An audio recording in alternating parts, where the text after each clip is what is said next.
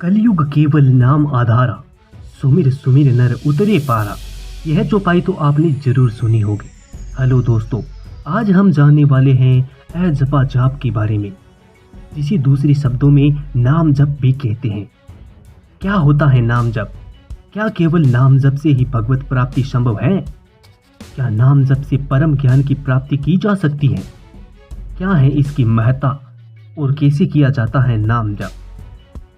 नाम जप से जो लाभ होता है उसको इस एक वीडियो में समेटना या एक वीडियो में बताना संभव नहीं है दोस्तों। मुझे लगता है शास्त्रों और संतों ने जितना इसकी महत्ता का वर्णन किया है वह बहुत कम है। बस इतना समझिए कि नाम जप से ही हमें उस परम ज्ञान की प्राप्ति हो सकती है जिसे 100 वर्षों की तपस्या के बाद भी प्राप्त करना संभव नहीं हो पाता। नाम जप की कभी तृप्ति नहीं हो जाने वाली प्यास का जग जाना नाम जप में विलक्षण प्रगति का सूचक है। अर्थात नाम जप आपके लिए उतना ही आवश्यक हो जितना कि श्वास लेना हो। ऐसा होने पर नाम जप छूटना सहन नहीं होता। नाम जप छूटने पर साधक का मन जल से अलग हुई विकल मछली की भांति तड़पने लगता है। दोस्तों, यह कोरी कल्पना नहीं है बल्कि परम सत्य है। यदि किसी भाग्यशाली ने नाम के अमृतमय स्वाद को चखा है, उसे ही पता है कि नाम जप या अजपा जप क्या है और क्या है उसका आनंद। रामचरितमानस में गोस्वामी तुलसीदास जी ने भी इसकी महत्ता का वर्णन किया है। सकल कामना हीन जे राम भक्ति रसलीन, नाम सप्रेम पीयूष हृदय तीनहु किए मन मीन। यह स्थिति सब साधकों की हो सकती है, किंतु नित्य निरंतर जप करने रहने पर भी, अन्यथा नहीं। भगवत दर्शन तो इसका सुमधुर सुनिश्चित फल है। बड़े से बड़े शुभ कर्म में भी इतनी शक्ति या सामर्थ्य नहीं होता कि वह हमें प्रभु की प्राप्ति करा सके। प्रभु की प्राप्ति कराने में तो उनका नाम ही समर्थ है। जिनको भी हम महापुरुष मानते हैं, ऐसे किसी भी संत से अगर उनके हृदय की बात पूछो तो फिर एकमात्र नाम जपने को कहते हैं, क्योंकि उनका काम भी नाम जप से ही बना है। इसलिए सबका सार है निरंतर नाम जप करना। और कोई साधक बने तो ठीक, न बने तो आवश्यक नहीं। एकमात्र नाम जप से ही सब काम बन जाएगा। नाम जप करोगे तो आपके अपने इष्ट की सेवा भी हो जाएगी। नाम जप करोगे तो जहां आप सोच भी नहीं सकते हो उस प्रेम देश में आपका प्रवेश हो जाएगा। जब तक नाम जप नहीं होगा तब तक इस माया पर विजय प्राप्ति करना संभव नहीं होगा। और यदि नाम जप हो रहा है तो डरने की जरूरत भी नहीं।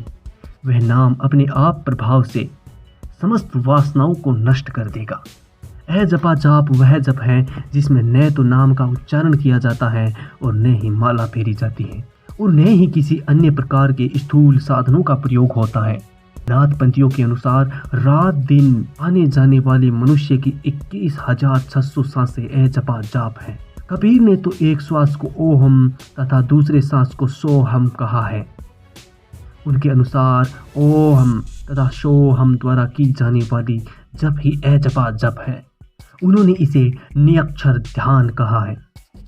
मैं अपने अनुभव के आधार पर आपको कुछ नियम बता रहा हूँ जिसे फॉलो करके आप नाम जप के कम से कम पहली सीढ़ी पर जरूर पहुंच जाओगे। सबसे पहले आप अपने सोचने का नजरिया बदलिए कि आप चीज़ों को किस रूप में देखते हैं।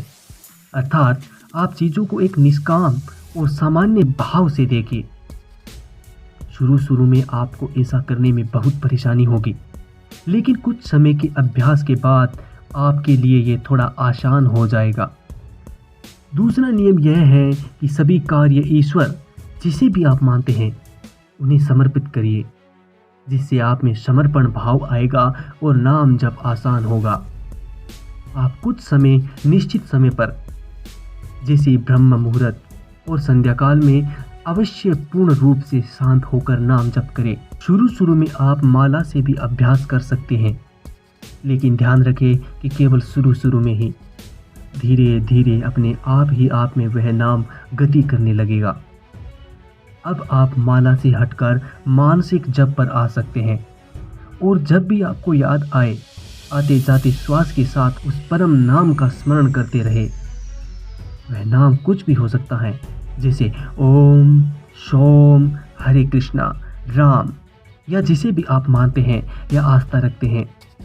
जब आपने यह स्थिति प्राप्त कर ली है कि वह नाम आपकी सांसों के साथ चलने लग गया है, तब आप समझ सकते हैं कि आप धीरे धीरे इसमें सफल हो रहे हैं। आप निरंतर नाम जप में लगे रहिए। जब नाम का प्रभाव हृदय में उदय होगा, तब आपको ऐसा बल, ऐसा ज्ञान मिलेगा कि आप माया में फंस ही नहीं पाओगे। अतः आप एक एक क्षण नाम जप में लगावे। सब शास्त्रों एवं समस्त विद्वानों का यही सार है।